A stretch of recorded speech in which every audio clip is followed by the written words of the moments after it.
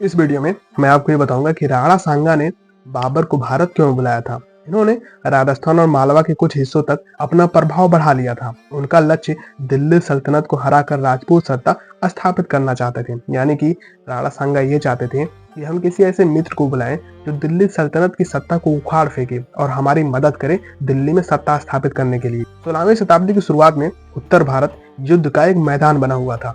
इस समय सबसे शक्तिशाली राजपूत संघ के नेता मेवाड़ के राजा राणा सांगा थे। दरअसल उस समय दिल्ली सल्तनत पर इब्राहिम लोदी का कब्जा था। हराने की मंशा से राणा सांगा ने बाबर को आमंत्रित किया था। उन्हें लगा कि बाबर विजय के बाद वापस अफगानिस्तान लौट जाएगा, लेकिन 1526 में जब तैमूर और चंगेज खान के वंशज यानी कि बाबर ने पानीपत के प्रथम युद्ध में इब्राहिम लोदी को हराया तो राणा सांगा को लगा कि वह अपनी कूटनीति में सफल हो गए। राणा की मंशा लोधी वंश के खिलाफ बाबर को एक मोहरे के रूप में इस्तेमाल करने की थी, लेकिन यह मंशा बाबर की बढ़ती महत्वाकांक्षाओं के सामने फीकी पड़ गई। 1527 में खानवा के युद्ध में बाबर और राणा सांगा जब आमने सामने आए तो स्पष्ट हो गया कि राणा को दिल्ली सल्तनत पर हुकूमत करने के लिए अब बाबर से रण करना पड़ेगा, यानी कि युद्ध करना पड़ेगा।